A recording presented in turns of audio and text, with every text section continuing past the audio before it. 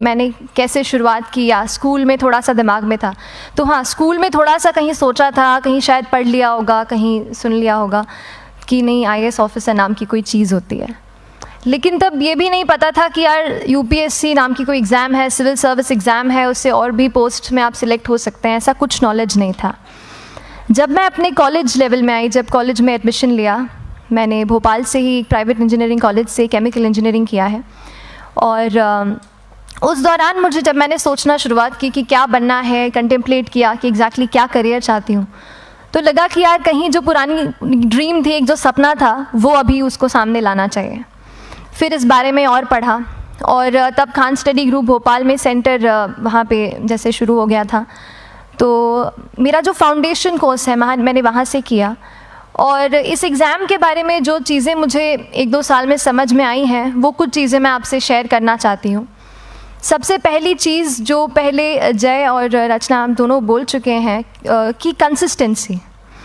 आप अगर दिन में, कई बार हमसे सवाल पूछते हैं कि आप कितने घंटे पढ़ाई करते हैं, तो देखिए घंटे मैटर नहीं करते।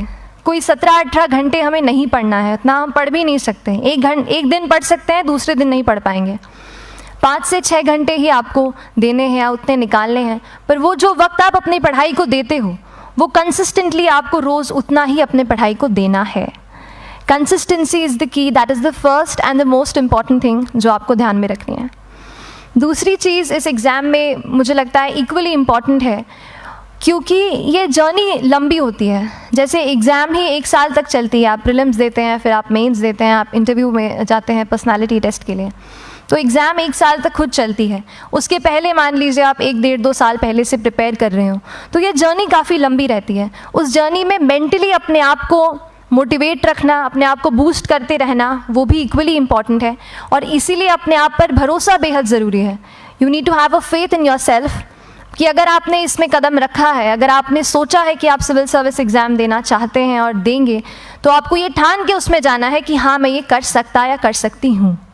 ये एक अपना मोटिवेशन, अपने साथ एक फेथ, बिलीफ अपने ऊपर आपको हमेशा रखना है। कमिंग टू प्रेपरेशन की कैसे तैयारी करनी है, बहुत सारी बातें आप सुन चुके हैं कि आंसर राइटिंग में कैसे करना होता है, आंसर राइटिंग का स्ट्रक्चर कैसा होना चाहिए। तो मैं शुरू में सबसे पहले ये कहूँगी कि मेरे प्रिपरेशन का बेस 2 चीज़ें रहीं। पहला था करंट अफेयर्स। करंट अफेयर्स इसलिए मैंने उसी से शुरुआत की क्योंकि करंट अफेयर्स सबसे इंटरेस्टिंग पार्ट होता है।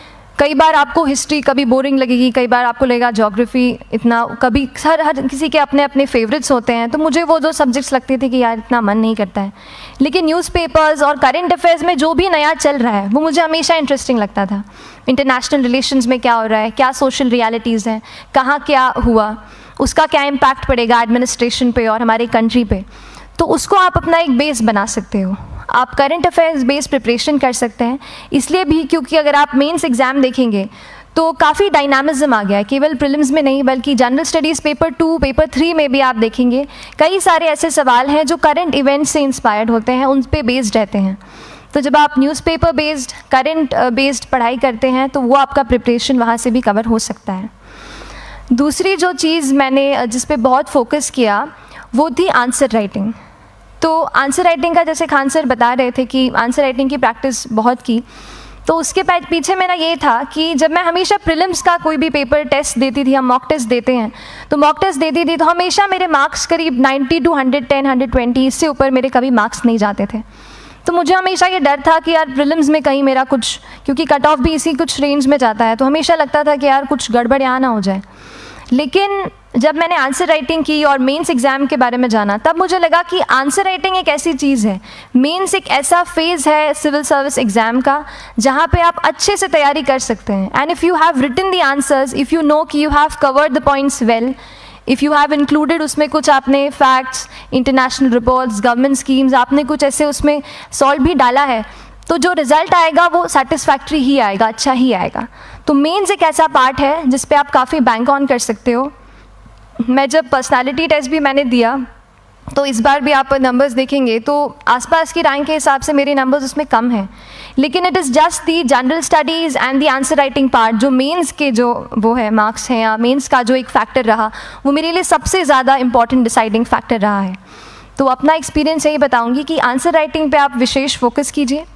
जैसा स्ट्रक्चर आपको बता ही चुके हैं कि इंट्रोडक्शन में कैसे आपको शॉर्ट रखना है, बॉडी एंड देन कंक्लूजन, उसमें छोटी चीज़ जैसे मैं अभी मेंशन कर रही थी, आप एक इंश्योर कीजिए कि देखिए जो भी एग्जामिनर आपकी कॉपी चेक कर रहे हैं वो दिन में 10, 15, 20 कॉपीज़ चेक कर रहे हैं, तो उन सब से आपको अलग कैसे आप अपनी कॉपी दिखा सकते हो, ये चीज़ आपका प्रेजेंटेशन और आप जिस तरीके से आंसर लिखते हो कंटेंट को, वो मैटर करेगा।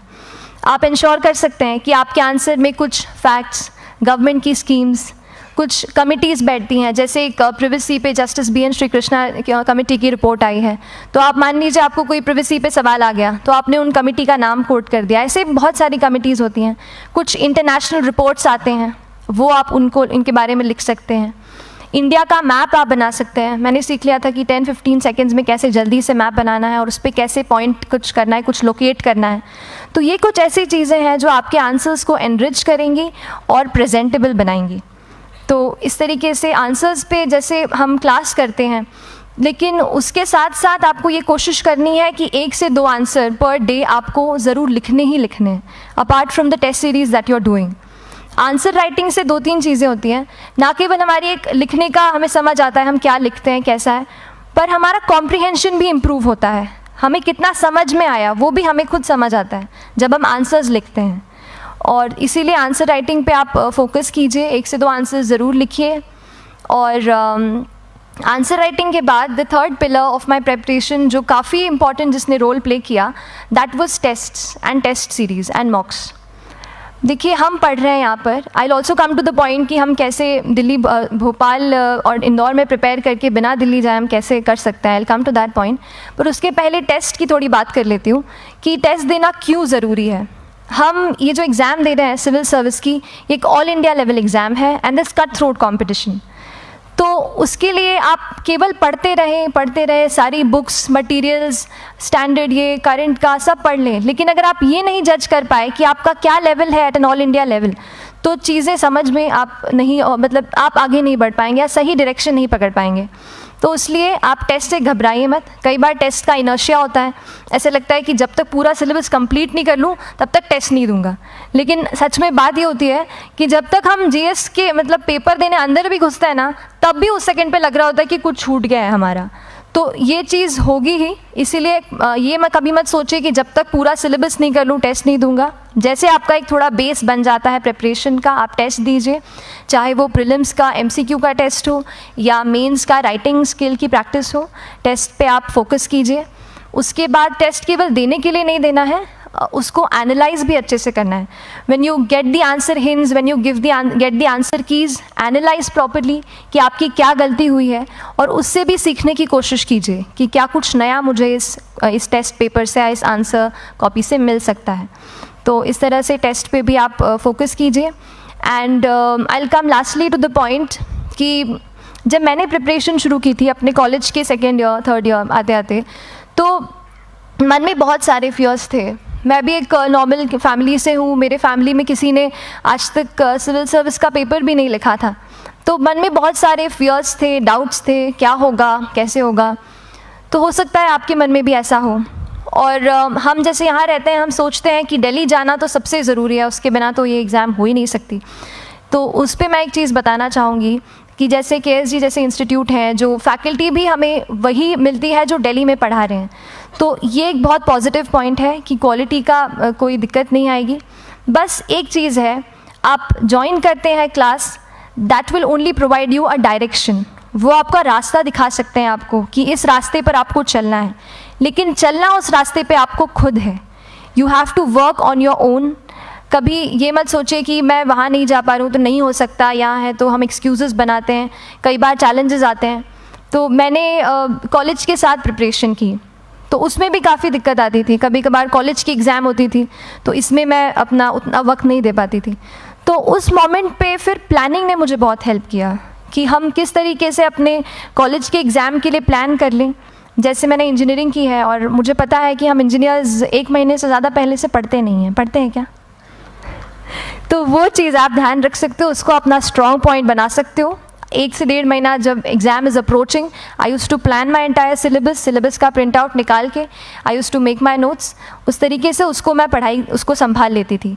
तो whenever you are managing those things together, focus on planning, किस तरीके से आप एक माइक्रो प्लान बनाएं, अपना डेली एक प्लान बनाएं, वीकली टारगेट सेट करें और एक ब्रॉड विजन दिमाग में रखें